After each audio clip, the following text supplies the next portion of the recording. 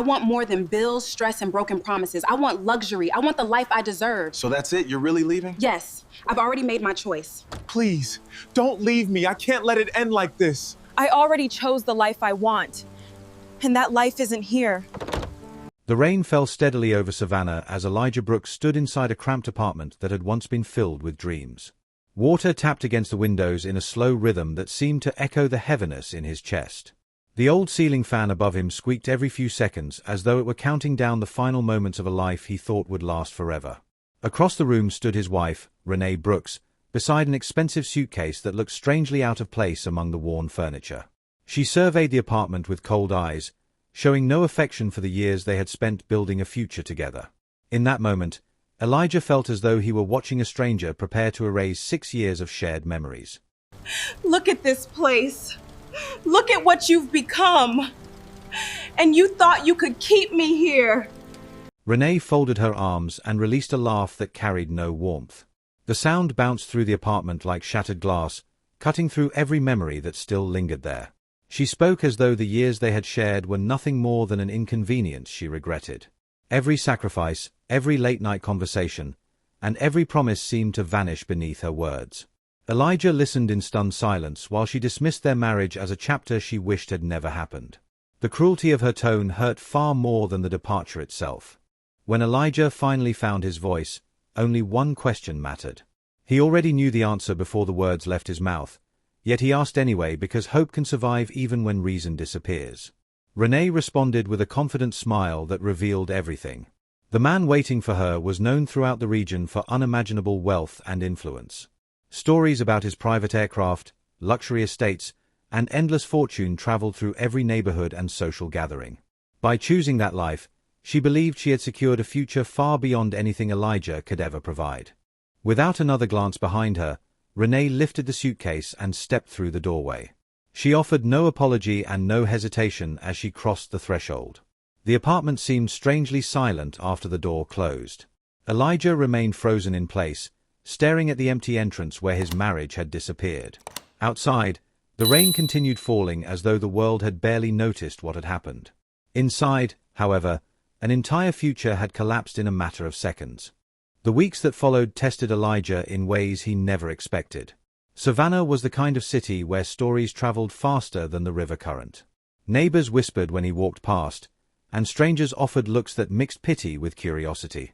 Some believed he had failed as a husband, while others quietly mocked his misfortune. Yet the hardest part was not the gossip. The hardest part was watching Renee become a local symbol of success while he remained behind. Everywhere Elijah looked, there seemed to be another photograph of Renee.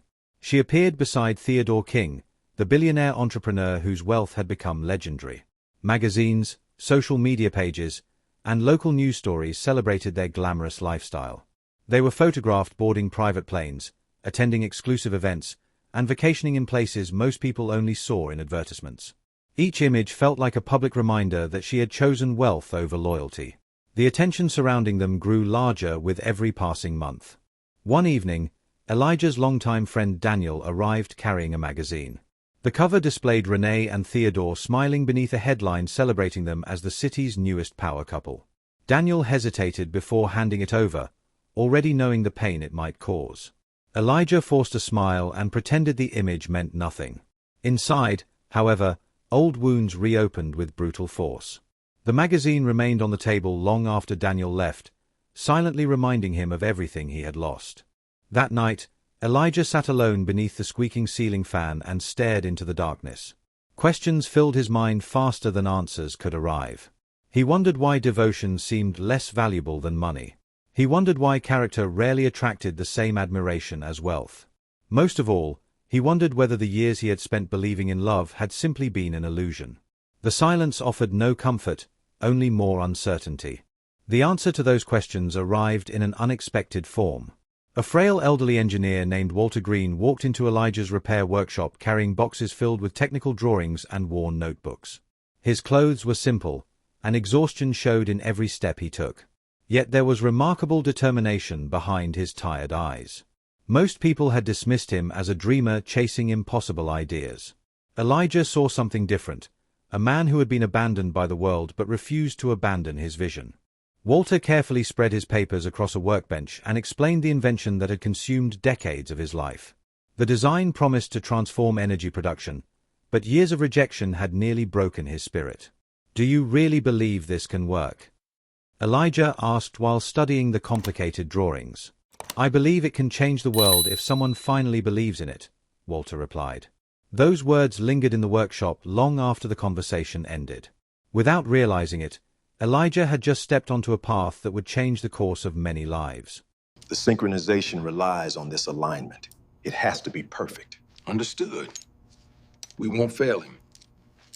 From that day forward, Elijah and Walter became partners in a struggle that few people understood. Long after the city lights faded each evening, the workshop remained illuminated by hanging lamps and stubborn determination. They spent countless hours testing designs, correcting failures, and rebuilding ideas that refused to cooperate. Friends questioned their judgment, and critics dismissed them as men chasing fantasies. Yet every setback only strengthened their resolve. Deep inside, both men sensed they were working toward something far greater than profit. Months turned into years, and sacrifice became a normal part of life. Holidays passed unnoticed while prototypes occupied every spare moment. Birthdays came and went without celebration because there was always another problem demanding attention. The city continued moving forward while the two men remained buried inside their ambitious project. Many people assumed the invention would eventually fail like every other forgotten dream. Elijah heard the criticism but refused to let it shape his future. He had already learned that the loudest voices were rarely the wisest ones. The laughter from skeptics became almost routine. Former acquaintances joked about the strange machine taking shape inside the workshop. Some called Walter a relic from another era. Others claimed Elijah had wasted the best years of his life chasing impossible promises. The criticism reached them often, but neither man allowed it to poison their focus. They understood something many people never learn. Great ideas are usually ridiculed before they are respected. Then one ordinary morning, everything changed. An international energy corporation discovered Walter's research and requested a private demonstration. The meeting lasted several hours behind closed doors. Engineers, investors, and executives studied every detail of the invention with growing excitement. By the time the meeting ended, their expressions had transformed completely. The same concept that others mocked was suddenly being described as revolutionary. Elijah sensed history shifting beneath his feet. Within weeks, phone calls began arriving from around the world. Investors wanted meetings. Corporations requested partnerships. Government agencies expressed interest in the technology's potential. News traveled faster than anyone expected, creating a wave of attention that seemed impossible to control. The invention's value climbed higher with every new discussion. What had started as a forgotten dream inside a small workshop was becoming one of the most important innovations in the industry. The future was unfolding at breathtaking speed. The financial transformation stunned everyone who knew Elijah. The mechanic who once struggled to pay monthly bills suddenly found himself among the nation's most influential entrepreneurs. Newspapers requested interviews and photographers competed for exclusive access. Business magazines celebrated the remarkable partnership between Walter and Elijah. People who once ignored him now eagerly sought his attention. The city that had pitied him was beginning to admire him instead. Success had arrived with overwhelming force. Good morning, Miss Ruth. Looking lovely as always. Thank you, James. We're so proud of you. Despite the attention, Hey, man, keep up the great Elijah remained remarkably unchanged. He continued visiting the same neighborhoods that had shaped his life.